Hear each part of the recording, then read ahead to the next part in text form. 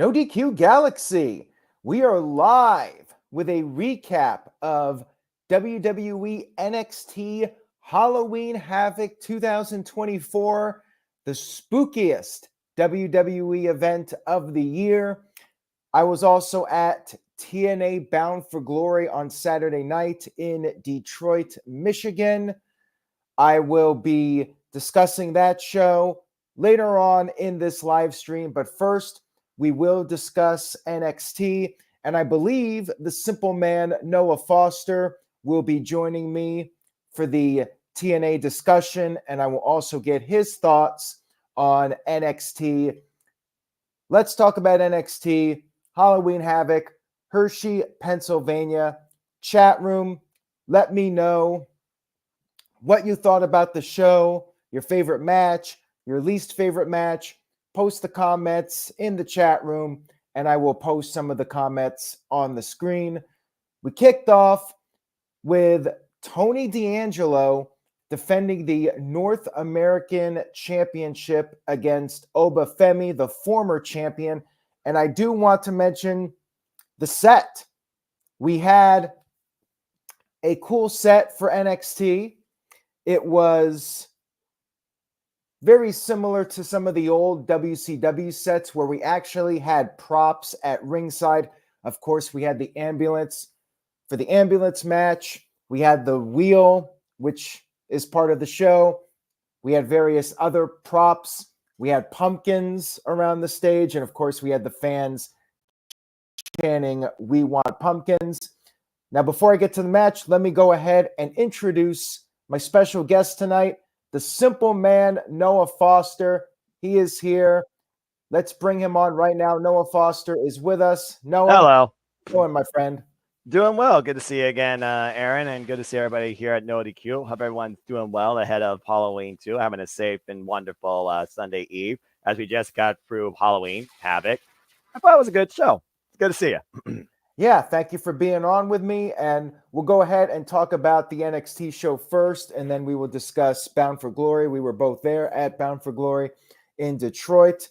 So the first match, Tony D'Angelo versus Oba Femi. This was a rematch from when D'Angelo won the championship.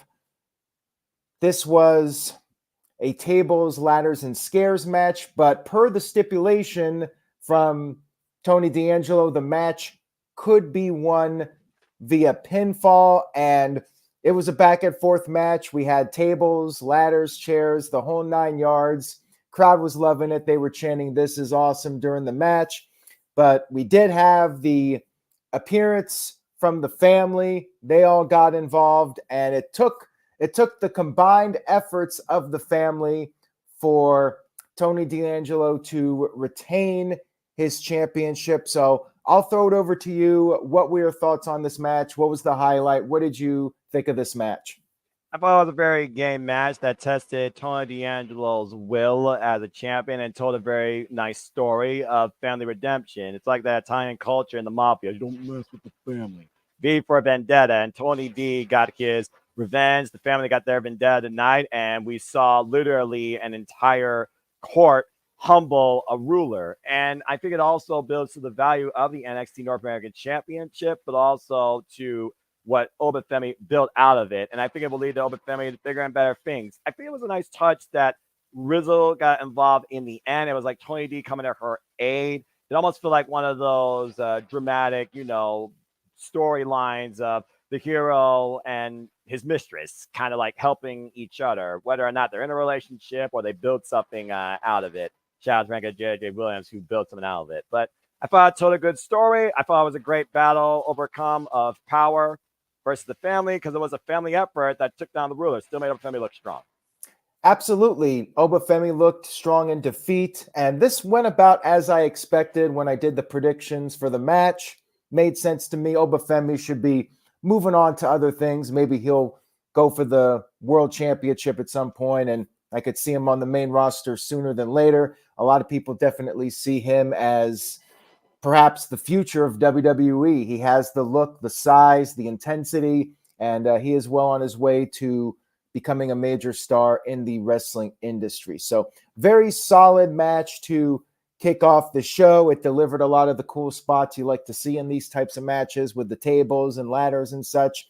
Now let's talk about the women's tag team match. The women's champion, Roxanne Perez, teaming up with her former friend, then enemy, now friend again, Cora Jade, going up against Giulia and Stephanie Vaquer. This was a really good match. I think all four of them, especially Stephanie and Giulia, looked really strong in this match. Nice showcase from the four of them.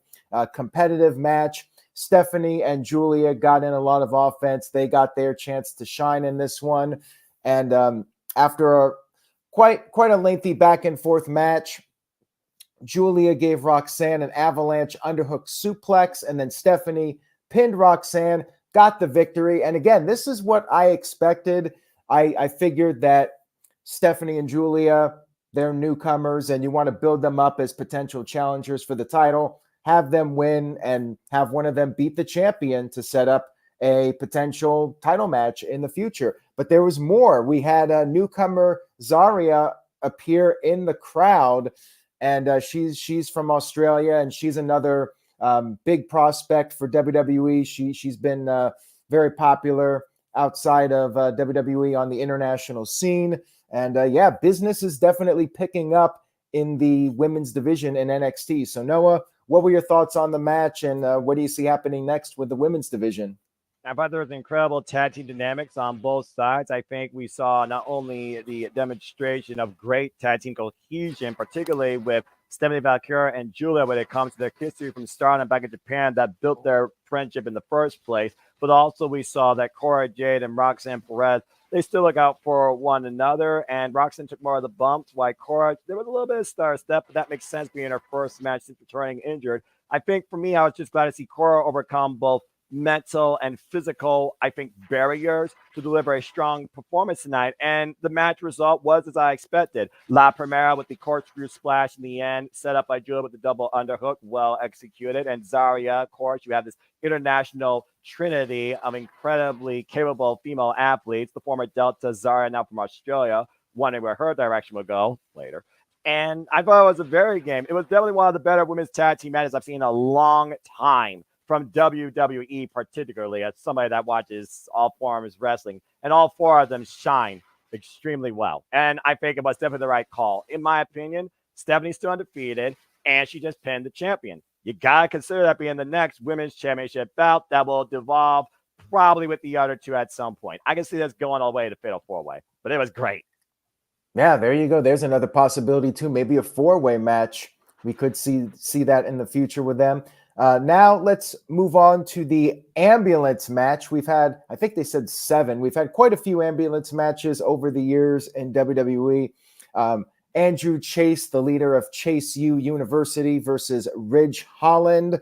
And this was a pretty good ambulance match. I mean, very much what you might expect in an ambulance match. We had the stretcher out there, and they were using the stretcher as a weapon and even using it to try and take your opponent from the ringside area all the way to the ambulance. That was used. We had a fire extinguisher brought into play during the match. They were fighting all over the place, and the concrete got exposed at one point. Holland exposed the concrete. He ended up being back body dropped on the concrete, so that backfired on him. And then they were on the announce table.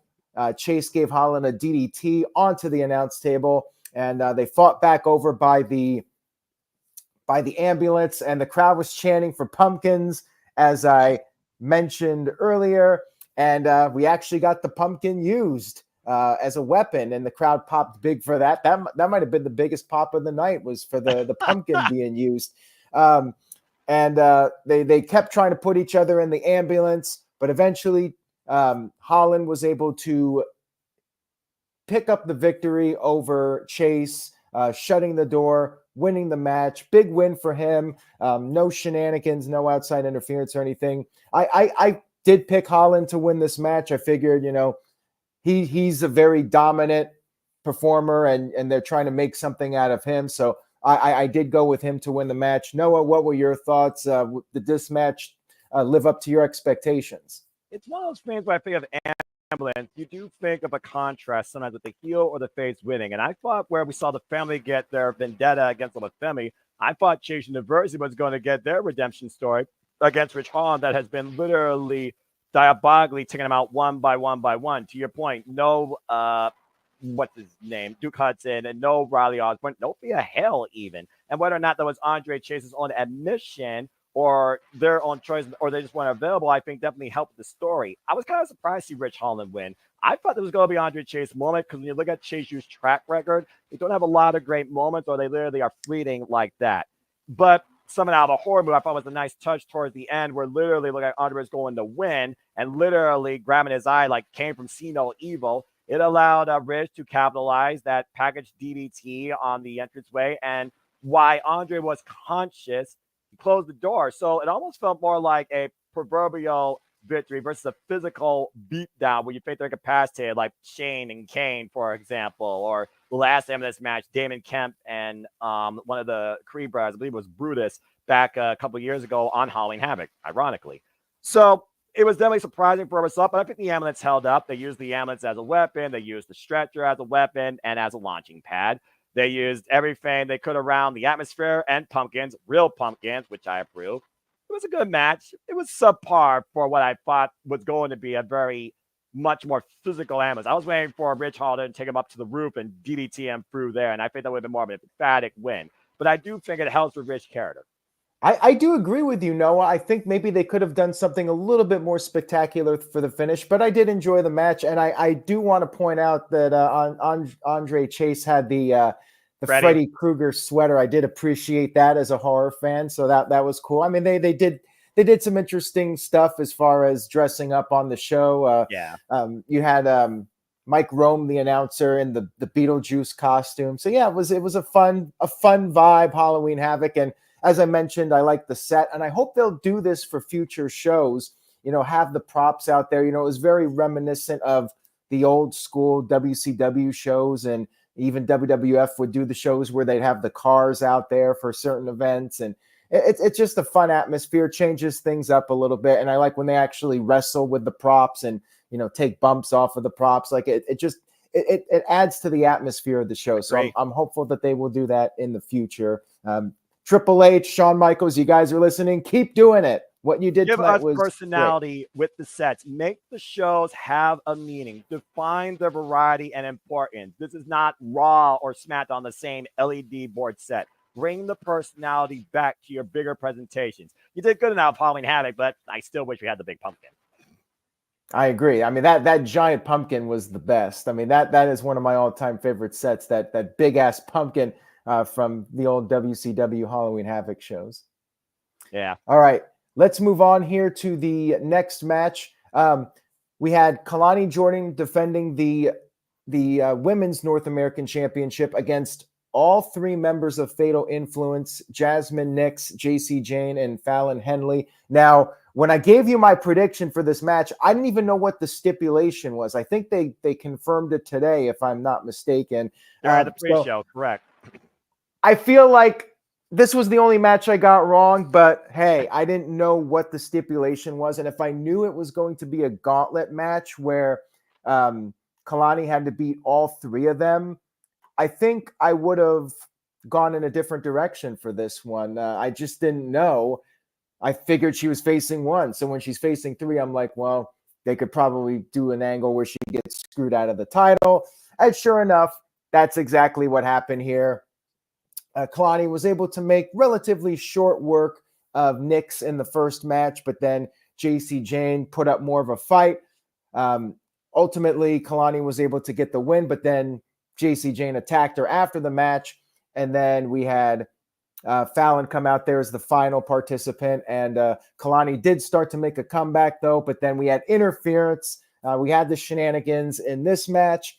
And then Kelani went for a 450 splash. Fallon was able to get her knees up, and then she pinned Kelani to become the champion. And then Zarya appeared after the match again. So she's putting everybody in the division on notice. And I thought the match was okay. You know, it was kind of your standard. I felt like it could have been a TV match, and the outside interference and everything didn't really feel like, you know, like an all-time great NXT match that you might have seen on the Black and Gold brand. Like, it kind of just felt like a glorified TV match to me. What were your thoughts on the match? Considering that Kelani Jordan and Jazmyn Nix are still very young in their professional wrestling career, straight out of the NIL program, all around collegiate athletes, I thought it was nice to see them start with them as the setup. I looked at Fallon Henry's plan, which he made it a gauntlet match, but at the end of the day, it was about bringing the title home to Fatal Influence, but also about Fallon Henry having her first moment, which is why, as far as I'm concerned, if you pick Fallon Henry to be the person to face her, which was what doing, I'm giving you the point. I'm that generous. But I thought it was a good match. It was a nice tier system. You had the testing out with Jazmyn Nix, then you had the endurance with Jayne, and then you had pretty much survival with Fallon Henry. And to a point, Kelani looked like she was going to Cena this until it became a team effort. Like you said, we had the interference spots where one fall, Jazmyn Nix prevented being counted. Jayne, again with that distraction, the 450, Shining Wizard, Fallon Henry's new champion. I think Fallon was overdue for this moment. I still believe she should have won that Battleground. She brings a lot of experience, and I think a lot of people compare her a lot to Mickie James with her country mannerisms, especially that program where Tiffany Stratton, where she really shined. So I thought it was a cool moment. And Kelani set a great precipice for the NXT Women's North American Champion. Now we have a secondary champion, and if you're going to bring Zarya in as a face of destruction, and F6 is one way of doing it. She calls it the F6, folks, by the way, from Australia, just so you're wondering. So I'm looking forward to seeing this program, what Zarya brings, and where Kelani goes from here. She's really going to continue to grow, but yeah, for me, this was definitely the lightest match on the card. It felt more like TV than pay-per-view worthy, but the post moment itself, I think, added enough to give us that pay-per-view moment, despite Zarya having a squash match. But I enjoyed it. Yeah, it was fine for what it was, and they are boosting up the division. I'm looking forward to seeing how things play out over the next several months, and we'll talk about Jordynne Grace in a little bit if she comes in too. I mean, you're really stacking up this roster. It's gonna be very hot going into 2025. But we'll talk more about Jordynne Grace in just a few moments. We are going to discuss Bound for Glory, so stay tuned for that. We had our main event. Trick Williams defending his NXT championship against Ethan Page in a Devil's Playground match. Basically, falls count anywhere, anything goes. No breaks. Yep. It was just do whatever you want. And we had the weapons. We had the pumpkins again. At one point, Williams took the pumpkin and put it over Page's head. So we had a little bit of humor in the match. They fought into the crowd. They fought all over the place. And we got some nuts and bolts that were brought out of a bag. Page poured them on the mat, but he ended up being driven onto the nuts and bolts with a neck breaker. And then they fought outside the ring. Page gave Williams an ego's edge off the steel steps through the announce table and went for the cover. Trick managed to kick out of that. And Williams was bleeding from the mouth, like eternal bleeding. And you had the officials, the medical people coming out to check on him. Williams would not quit. He's a fighting champion. He got back to his feet. And then Page tried to use the steel steps. Williams was avoiding that. And he gave Page a rock bottom on the steps. But then Page gave Williams a low blow. He kicked him low and started trash talking, slapped him around. And Williams fought back, gave him the low blow, a little bit of tit for tat. And then Williams used the steel steps and then pinned Page with the trick shot. Fun match, entertaining match. Williams picks up a big victory to cement his status as the top guy in NXT. And then after the match, we had the big angle. Ridge Holland attacked Trick Williams. Ethan Page was seemingly upset with this, but then joined in on the beatdown. It was 2-on-1. And let's set the stage for what happened next. Earlier in the show, Ridge Holland got in Bubba Ray Dudley's face, not once, but twice. Bubba Ray was part of the pre-show panel with Dave LaGreca from Busted Open Radio. And there was two confrontations, and Bully was pissed off when the second interruption happened. And he warned Ridge to not do any more funny business. But then when it was a 2-on-1 beatdown at the end of the show, Bubba Ray shows up and comes to the aid of Trick Williams. So this is obviously setting up the upcoming NXT on November 6th, Wednesday, at the former ECW arena, the 2300 Arena in Philadelphia. Looks like we are going to get a tag team match with Bubba Ray teaming up with Trick Williams. That is going to be a great atmosphere, that show. I believe they announced Dawn Marie as, I believe, a special guest referee. Am I correct in that? Correct. It's going to be Lola Vice versus Jada Parker with Dawn Marie as the special referee in a hardcore match. There you go. And Ian, I will be doing a recap of both NXT and Dynamite, something I have not done in a long time. I'm going to try to watch both shows simultaneously. So for one night only, we got the return of the NXT and Dynamite recap. It's going to be a busy night. The Wednesday night battle will be coming up November 6th. They got a loaded show for NXT, and we'll see if AEW counters with a big show. But Noah, your thoughts on this match and the post-match angle and what's to come with the main event scene in NXT? I'm just glad there wasn't a chocolate bar bought into play as a weapon, all right? Rick Willy Wonka, seriously. Anyway, I thought the match definitely demonstrated what it needed to. It needed to demonstrate that Trick Williams can show how far he's willing to go as champion. It brought a killer instinct out of him, the devil inside of him to a degree. I do think that they may have rushed a little bit to the finish because I almost wanted the extent of that impact against his ribs and core when he went against the side of the steps and started spilling up blood, though it was darker, so it probably was a blood packet to your point, but there still probably was some internal damage. And he saw that pretty much for the rest of the duration of that match. At one point, even saying, "You should have ended me. I'm going to end you. I'm the devil." And that was his downfall. The devil got his just due. I think it definitely demonstrates, again, the strength and the confidence that Trick has as champion as well. And I think more people will buy into him during this run. Because I almost wonder if people bought more into the moment and the chase versus him being the chaser during his first run, as he and Ethan have been locked in combat since Ethan invaded NXT and main evented each NXT PLE since arriving to this scene. So kudos to Ethan Page on that. I thought it was definitely a good match, and it definitely established Ethan Page as a guy. Don't just take for a gimmick when you do the Booker T during whoop that Trick. He could be a main event player. And I do think the post angle is a nice segue. And now the MS match makes sense. And yeah, that was the one I got wrong to the night. Dang it. So I guess maybe they'll build to Ridge Holland versus Trick Williams as a future opponent for the NXT Championship, but also protect Trick a little bit now and also give a little bit of the extreme vibe with a tag team match players at the ECW arena. And it wouldn't surprise me with Dudley there. It turns to a tables match at some point. So I thought it was a great cause and effect, as NXT usually does, whether they give you a surprise or something to leave you chomping at the bit to guess what's happening next. I think we got a clear idea what might be happening next, but I think ECW NXT is going to give us a bit of a segue towards what we may be thinking. But a fun way to close the show and an overall great PLE.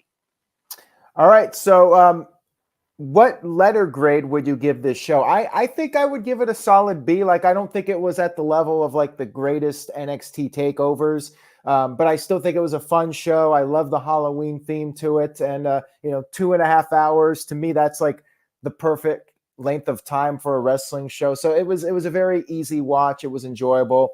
And I would recommend it. What did you think of the show? Like, overall grade for the show? Like, where would you rank it compared to like all the NXTs of the past? Like, where does it stand for you? As somebody that's seen every era of NXT and always judged them in their own way, in this era of NXT, where Halloween Havoc, I think, has evolved definitely since last year, gave the spooky vibe, great time management, a match that was more TV worthy than pay-per-view worthy, way too much commercials, but still good overall flow, and definitely gave an idea of what's to come, not just this coming Tuesday, but their next little special. I think B plus range is fair. And I think because of the fact that, again, no big pumpkin, I'm going to leave it at a solid B. But at least this show actually had some theme purpose with its set. It's a solid B for me. All right. So that was WWE NXT Halloween Havoc 2024.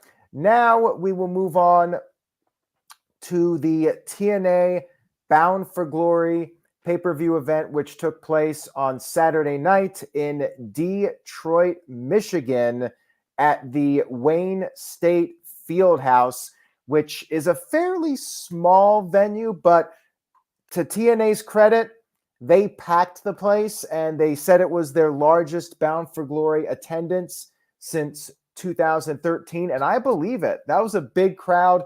It was full, and there were more people than seats. I was walking around the entire building during the show, and there were people standing because they literally could not find a place to sit. So props to TNA for having a little bit of a renaissance here and being able to draw some fans. You know, this is a very encouraging sign for them that they can potentially rebuild their brand and maybe branch out and start touring again and running other cities.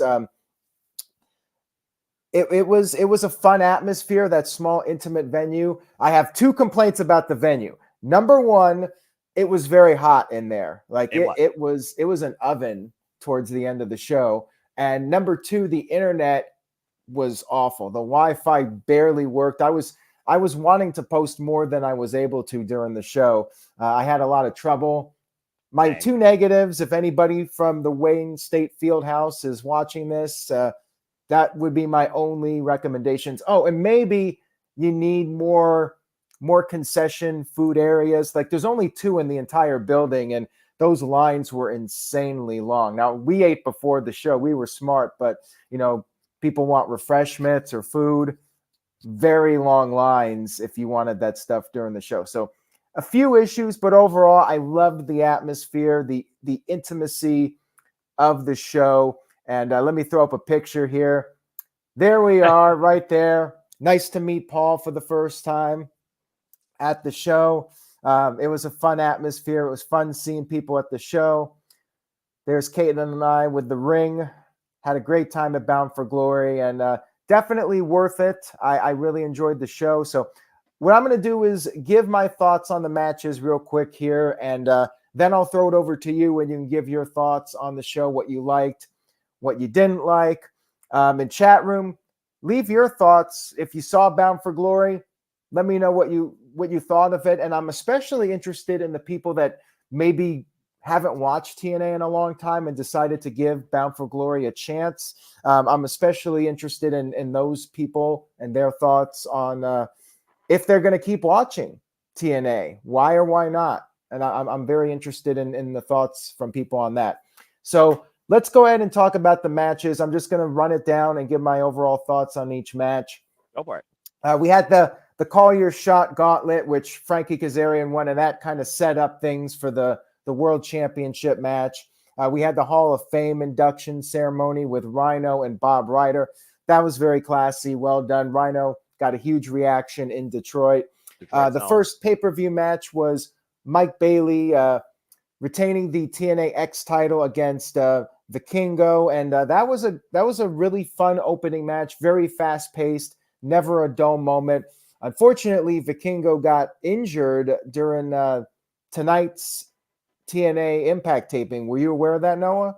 I was not, because you know me, I'm hashtag spoiler free. The tapings are always how they tape the upcoming episodes of TNA Impact in advance over time. So I'm curious to see if I'm going to see that either this Thursday or the Thursday coming up as we head towards the next show, Turning Point, the end of November. So I know nothing about tapings. Not even Paul spoiled me yet. And he was there. Well, yeah. Well, that unfortunately was something that happened during the taping. So hopefully he's okay. But it didn't look too good from what people were saying. I'll just leave it at that. NoDQ.com will keep you posted on that. So really strong opening match to kick off the show. Definitely lived up to the reputation of the X division. And the second match, the women's tag match, I thought it was okay. Like, just could have been a TV match. I'm not a big fan of the Wendy Chu gimmick, and I didn't like Wendy Chu's match on the NXT pay-per-view recently. I just can't really get into the act, but it was okay. It was fine. I just didn't think it needed to be on the pay-per-view. Josh Alexander versus Steve Maclin.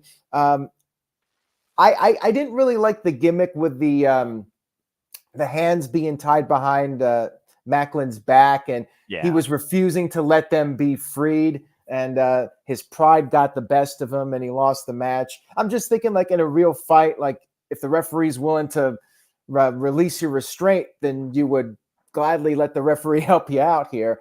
So I really wasn't a big fan of this one either. I did like the Monsters Ball match. I'm happy that Matt Cardona lost, because we all know the story.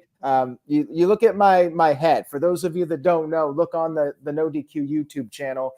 Because of Zack Ryder at WrestleMania 32, he won the match. I lost the bet. I had to shave my head. it never grew back properly after that. So I have not liked Zack Ryder since then. And then he blocked me a short time later. So yeah, screw you, Matt Cardona. You'll always be Zack Ryder to me. PCO, I respect the guy's hustle. You know, he's still doing this. He's been in the business for 30 plus years, but I just had a hard time getting into the match because like it seemed like he wasn't moving very well during the match. You know, he's getting up there. He's taking all these bumps. It kind of gave me Randy the Ram from The Wrestler vibes. But I did enjoy the match. I like how they used the doors. I've never seen doors. Maybe it's been done at some point in wrestling, but like I don't see it too often with the doors being used as weapons. So I thought that was kind of cool. And they brought out the thumbtacks. It was an entertaining hardcore match. I did like it. Mike Santana defeating Moose. It was a solid match. I mean, I thought it was pretty good. And then we had the Knockouts title match. Masha Slamovich versus Jordan Grace, the champion. I thought from a technical match standpoint, this was the best one of the show. I mean, they had a hard time getting the crowd into it at the beginning, but I think by the end, like they really got the people on their feet for this one, and rightfully so. It was a very good match. And I suspect Jordan Grace is WWE bound. Now, the last two matches, this surprised us a little bit. We figured the world title match would be the main event, the final match, and it was billed as a triple main event. But we thought the world title match would close the show. It did not. And I suspected, okay, we're probably getting shenanigans in this one.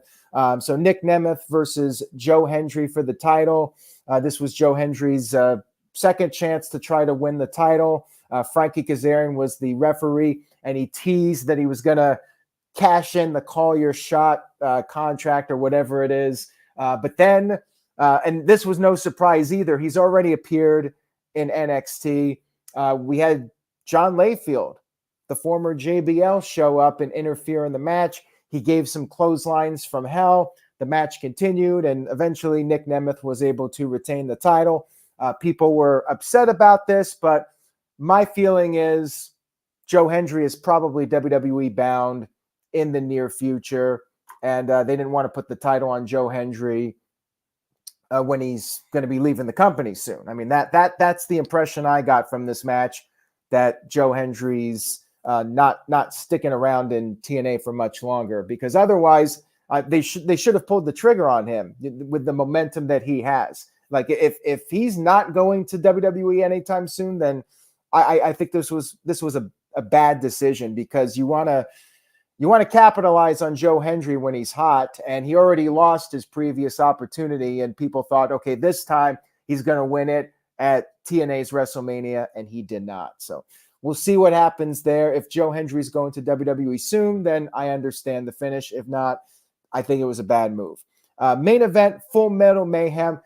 Main event, because it was the closing match, I figured, this is almost a sure sign that the Hardys are winning. And plus, like, the whole ring was decked out with the Hardys artwork, the tables, everything. It was all Hardy themed. Pretty much gave away how this was going to play out. But I did enjoy the match. It was fun. It was entertaining. Jeff Hardy even did the swanton off the ladder through the table. He took some bumps, and the Hardys picked up the win. New champions, feel-good moment. I liked the ending, and overall, I had a very fun experience at the show. So, Noah, I'm going to throw it over to you. Your thoughts on the matches, your favorite, least favorite. Go ahead. Just your overall takeaway from Bound for Glory 2024. I mean, this is my second time ever in the Impact Zone since Summerverse 2021, main evented by Kenny Omega versus Sami Callihan, opening X Division Ultimate X Championship match, the arrival of Chelsea Green, the Virtuos Beyond Perazo, taking on Thunder Rosa, and I look at what the Impact Zone has become now back in TNA. First ever time seeing a show literally underneath the TNA banner. I thought it was a wonderful experience. Love the atmosphere, the raw, unfiltered passion of the fans. Though some chance I'm like, really, folks? Ash and Heather by Elegance versus Zaya Brooks and Brindley Reese of NXT. I thought it was an okay opener for the countdown. A little bit more than NXT TNA crossover. You see the development of the former Dana Brooke. Now she's literally on the role of Charlotte Flair, having her own protege, and they won. Typical heel match with the concierge. The Hall of Fame inductions were very humbling by Eric Young and Tommy, respectfully, are both Hall of Famers. Detroit's own Rhino, probably the biggest pop of the night outside the Joe Hendry sing-along. I thought was very well done. I thought both got great time. I thought both had very well set up speeches and seemed very humble by the gesture. The Car Shot Gauntlet, it is what it was. The closest thing you'll get to a mini Royal Rumble experience, Aaron and Caitlin. Good luck on that pursuit. I wish you the best. We'll see what happens. And there wasn't really any surprise when it comes to Shimmer Heat Raju. I thought that was kind of fun. Tasha Steelz gave Rhino a moment, and then she got wiped out. The gore by AJ Francis kind of surprised me. That guy, he's been doing nothing but getting heat. Kazarian winning, though, didn't surprise me, especially going against Detroit's own to get the win. I mean, it was a great way to add more heat to Kazarian, trying to build him as the heel, I think, future TNA champion of the company. You get into the actual show, the X Division always sets the standard. They are literally the division of no limits. It was high flying, high risk, high octane offense, a sheer battle of will and fortitude. Might as well have been playing a video game. The Avalanche modified Flamingo driver for Speedball to get the win was a nice touch after surviving the Kingo 630. It was definitely the match to set the pace for the whole night, and I really didn't feel that same vibe until actually talk about the knockout. Moving forward, Monsters Ball, it was fun. Matt Cardona dressed up as a Ghostbuster and bringing the Slimer barbed wire bat was kind of hilarious. PCO, 50-plus years old. Yeah, I mean, he literally walks slower than Frankenstein, it seems. I'm not sure how much longer you want to keep him getting bumps like this, let alone being a champion in TNA, the digital media champion, that international championship. I feel it's a kind of weird combination.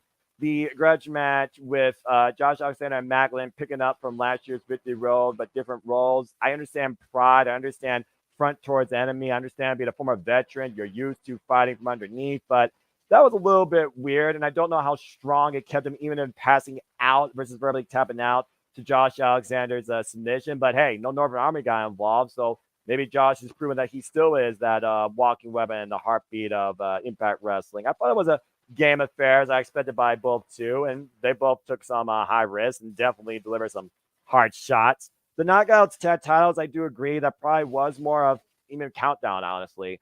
I feel like it definitely was the lightest match of the night, but the angle with Winnie Chu and Rosemary makes me think they're going to try and do something more with the NXT TNA crossover with them. I can see Rosemary and Winnie Chu having some sort of theme match in TNA Turning Point, since we're past Halloween Havoc. I don't think they're going to cross that over into NXT. And I think Spitfire winning just made sense because, again, they're homegrown and signed to TNA Impact. Musa Santana, both men grew up from the streets. One became the face of the franchise. The other trying to step out of that tag team identity. Very game, hard attitude, slugfest. Nice survival of the spear. Spin the block, getting the win in the end. Wiping out JDC as well. That set up the story of taking down the strongest heel faction since TNA's return. The System, as Moose failed to beat Santana.